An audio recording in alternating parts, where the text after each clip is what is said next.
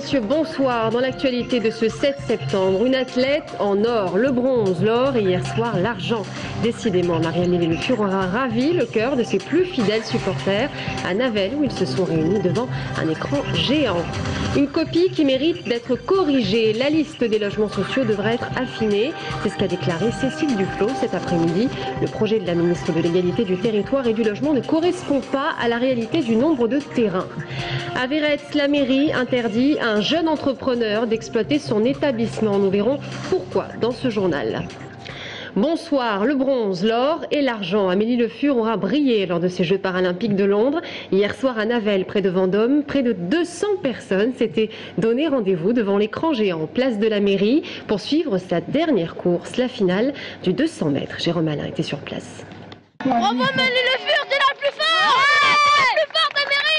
C'est une très belle victoire. Elle a fait très fort. On est très heureux pour elle. Et puis nous, on est très contents, très fiers d'elle. Voilà, le sourire de Marie-Amélie Le Fur a une nouvelle fois brillé à Londres. Il est 21h48 heure française. La jeune athlète du Touraine handisport, couloir 7, signe un excellent départ.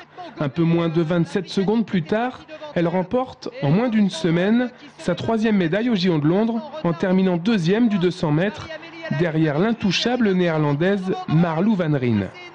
Énorme ce que fait la néerlandaise, elle va s'imposer sans coup férir, mais Marie-Amélie va jusqu'au bout, pour une médaille d'argent, nouveau record du monde pour la néerlandaise. À Vanneille, près de Vendôme, où Marie-Amélie a grandi, c'est l'euphorie. C'était très intense, avec plein d'émotions, on est super fiers d'elle et on a vraiment adoré, et c'était génial. À 23 ans, Marie-Amélie Le Fur revient de Londres avec 3 médailles, le bronze à la longueur, l'argent sur 200 mètres et l'or sur 100 mètres. Corinne Nahy était à Londres la semaine dernière pour suivre la finale de Marie-Amélie sur la discipline reine. Un souvenir inoubliable. C'était vraiment très fort en émotion, vraiment de voir un stade complet puisque c'était vraiment un guichet fermé, 89 000 personnes dans le stade. Je peux vous dire que c'était vraiment très impressionnant de voir comment le public pouvait soutenir tous ces athlètes. Et vraiment, je vous dis, c'était vraiment un spectacle formidable qu'ils nous offraient et vraiment une belle leçon sur la vie. Je trouve que c'est formidable. En 2013, d'autres échéances sportives attendent Marie-Amélie Le Fur avec les mondiaux disputés en France, à Lyon. En tout cas, ce lundi à 20 h, la jeune athlète de 23 ans devrait être en garde-blois de retour des JO. Il est fort probable que Marie-Amélie Le Fur soit accueillie comme il se doit, bref, comme une championne, ayant marqué de son empreinte la quinzaine londonienne. À Fondette, une PME équipe les escrimeurs français aux Jeux paralympiques de Londres. Twins, c'est le nom de cette société qui fabrique des fauteuils roulants sur mesure pour les sportifs handicapés. Marie-Christine Fillou, par exemple, la pongiste tourangelle, fait partie de cette prestigieuse liste. Romain Delville a rencontré ce jeune entrepreneur. Regardez. Twin en est à 4 médailles aux Jeux paralympiques de Londres, 3 d'argent et 1 de bronze.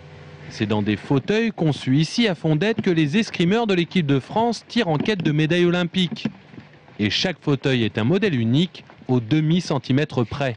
Je veux dire que chaque fauteuil a des spécificités propres et surtout chaque sport également. C'est-à-dire qu'entre un fauteuil de tennis et un fauteuil de basket, ça va absolument pas être la même configuration, même si c'est la même personne qui s'assoit dessus. C'est vraiment des caractéristiques bien séparées. Quel que soit le sport, les fauteuils pour sportifs de haut niveau doivent avoir les mêmes exigences et l'on peut alors parler de haute technologie.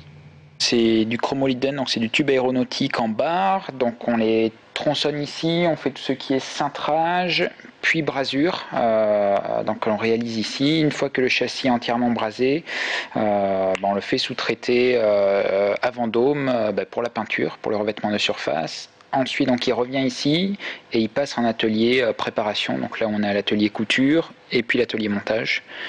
Et dès qu'il est fini d'être monté, il peut être expédié partout en France. Michael Labonnotte espère qu'en fin d'année, l'entreprise comptera 8 salariés. En 2008, l'entreprise avait un chiffre d'affaires de 64 000 €, un chiffre qui, malgré une concurrence sévère, devrait s'élever à plus d'1 million fin 2012. Une copie qui mérite d'être corrigée. La liste des logements sociaux devrait être affinée. C'est en tout cas ce qu'a déclaré Cécile Duflot cet après-midi. La ministre de l'Égalité du Territoire et du Logement a présenté il y a 2 jours son projet relatif à la mobilisation pour la construction des logements sociaux. En Indre-et-Loire, cette liste n'est pas tout à fait juste. Plus d'explications avec Mickaël Briffaut. 19 000 m² du côté de l'ancienne école du train et près de 22 000 m² au Halbardier. Ce sont les 2 terrains que l'État pourrait céder gratuitement à la ville de Tours. Et 2 autres en particulier dans le Loir-et-Cher. Le but, y construire en partie du logement social. Plus en détail, à Tours, rue du Plat d'Étain, ce sont 550 HLM qui devraient voir le jour dans ce qui deviendra un écoquartier. Alors que la mairie entame les discussions pour acheter ce terrain à l'armée, le projet du gouvernement arrive au bon moment. L'importance de ça, c'est que d'abord, on saurait que ces terrains, on aurait, si vous voulez, on serait les premiers à pouvoir en profiter, premièrement. Et deuxièmement, s'ils sont cédés gratuitement, dans le coût de la construction, pas avoir à payer de terrain, ça donne un coût de construction plus faible et ça donne des loyers moins importants, ce qui est bon. En France, les municipalités ont l'obligation d'avoir 20% de logements sociaux. Tours est en conformité, mais la ville s'est fixé l'objectif de construire 150 HLM par an. Le but, éviter que le délai d'obtention d'un logement social, qui est actuellement de 6 mois à 1 an, ne s'allonge. On en est qu'à Tours pour l'instant, on a 33% de logements sociaux et je pense, j'ai l'habitude de dire que c'est un nombre d'or, pas par idéologie, mais parce que ce nombre-là, de 33% de logements sociaux, fait que dans une ville, ça indique qu'il y a un mouvement, une possibilité d'accueil, de départ. Oui, c'est très important. La ministre du Logement, Cécile Duflot, doit encore préciser les modalités de vente de ces terrains dans les prochains jours. Et concernant les terrains de l'État déjà vendus et inclus dans cette liste, les municipalités se demandent si elles seront en partie remboursées. Grosse frayeur pour les enfants du collège Philippe de Comines à Tours. Le chauffeur d'un bus de ramassage scolaire fil vert mis en garde à vue pour délit de fuite. Selon la gendarmerie, les faits se sont produits hier aux environs 17h30 entre Bléré et Montlouis. Le bus a accroché un véhicule léger mais a refusé de s'arrêter pour faire un constat. Le chauffeur qui aurait ensuite été pris d'une crise d'épilepsie au moment de sa garde à vue. Il a été transporté à l'hôpital Bretonneau. La gendarmerie poursuit ses investigations.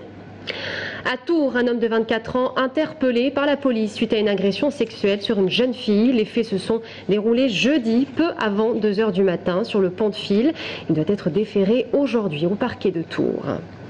À Véretz, une jeune entreprise connaît déjà la crise. La mairie refuse à un jeune entrepreneur l'autorisation d'exploiter son établissement au motif qu'il représentera un danger pour la sécurité des usagers. Après avoir déboursé près de 70 000 € pour ouvrir son fast-food, ce jeune chef d'entreprise souhaite aujourd'hui déposer un recours auprès du tribunal administratif pour excès de pouvoir. Plus d'explications avec Brian Bock. Tout y est, à un détail près, il manque les clients. Dans le restaurant de Kemes Marzouk, les chaises sont vides, la caisse est éteinte et le four à pizza froid. Depuis mai, M. Marzouk est prêt à ouvrir, sauf que la mairie lui a refusé l'autorisation d'exploitation, malgré l'accord des pompiers et de la préfecture. Voilà le résultat de mon calvaire. C'est les 10 cm. À cause de ces 10 cm là, je ne peux pas ouvrir mon restaurant, je ne peux pas employer et développer l'économie sur Véretz. Alors que c'était mon principal objectif. Une marche qui empêcherait l'accès des personnes à mobilité réduite et une rue trop dangereuse. Voici les motifs de refus retenus par la mairie. Elle a réagi par communiqué. La commune, favorable à l'implantation de nouveaux commerces et services pour les habitants, souhaite avant tout que la sécurité des usagers soit garantie. Cela ne serait pas le cas si un tel commerce ouvrait à cet endroit. Moi, la question que je me pose, c'est quelle est la vraie raison d'avoir un avis négatif? C'est ça la vraie question que je me pose. Parce qu'aujourd'hui, j'ai intime conviction qu'on me cache des choses, parce que la langue de bois et le double discours est de rigueur chez certaines personnes. Pourtant, monsieur le maire que nous avons ensuite contacté par téléphone est très clair. J'ai dit à monsieur Marzouk que j'avais aucun problème avec la liberté du commerce et que je respectais scrupuleusement la loi. Donc, je lui ai dit également que s'il s'amusait à sous-entendre, que ce soit directement, que ce soit par le biais d'un journaliste ou que ce soit à travers son site Facebook, que soi-disant la mairie était influencée, c'était du domaine de la diffamation. C'est lui qui n'a pas fait comme il faut, c'est pas nous qui avons mal agi, c'est lui qui n'a pas respecté les procédures et qui, s'il avait fait tout comme il faut, non seulement il n'aurait pas dépensé d'argent ici, mais peut-être qu'on aurait trouvé une solution. Pour le moment, la situation est bloquée. Une pétition circule et des messages de soutien s'accumulent sur Facebook. Monsieur Marzouk paye 1 000 € par mois de loyer et de charges, en plus d'un investissement de près de 70 000 € pour un commerce qui est tout simplement fermé. Passion fauve, 1950-1999. Le château de Tours retrace le parcours artistique de Gilles Cormery, un peintre tourangeau décédé il y a 13 ans. Un artiste surnommé le Rabelaisien, un peintre connu pour son humour, mais aussi pour ses œuvres, vous le voyez, triviales, qui ont souvent dérangé. Aujourd'hui, Lise Cormery, commissaire d'exposition, mais aussi sœur de l'artiste, lance un appel aux Tourangeaux qui pourraient avoir acheté des tableaux à son frère. On l'écoute. C'est aussi pour tenter de retrouver tous les tableaux qui sont ici, en Touraine, de les retrouver et si les personnes le veulent, on peut leur faire des expertises gratuites et de telle façon qu'on pourra faire des livres plus complets sur Gilles Cormery. Canoë-kayak, aviron, voile, entre 6 000 et 10 000 personnes sont attendues pour la 10e édition de Sport Ouverte qui longera les ponts du Cher et l'île Balzac. Cette année, ce sont les activités nautiques qui rythment la journée de dimanche. Romain Delville a suivi les derniers préparatifs. Regardez. Basée traditionnellement autour du Palais des Sports, au cœur du Sanitas, l'opération Sport Ouverte se délocalise cette année. Pour cause évidente de travaux, tramway et piscine Gilbert Bozon. C'est donc au pôle nautique du Cher que Sport Ouverte déménage dimanche.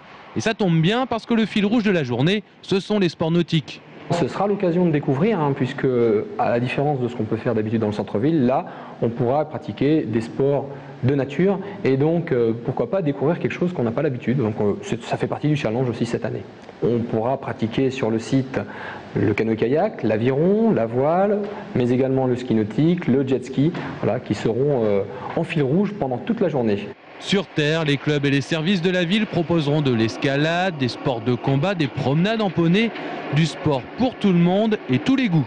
Sport Ouverte, c'est avant tout la fête du sport au niveau de la ville et toutes les associations sportives représentées sur l'ensemble du territoire sont présentes. Elles seront présentes soit en animation, mais elles peuvent être présentes avec un stand. L'important, c'est que chaque famille puisse trouver la pratique qu'elle souhaite faire pour elle ou pour leurs enfants. Pour cette 10e édition, les organisateurs attendent 6 000 à 10 000 personnes. Reste à savoir si le déménagement au pôle nautique placera le curseur à 6 000 ou à 10 000. Voilà, c'est la fin de ce journal. Merci à vous de nous avoir suivis. Dans un instant, Jean-Patrick Gilles nous rejoint sur ce plateau. Et tout de suite.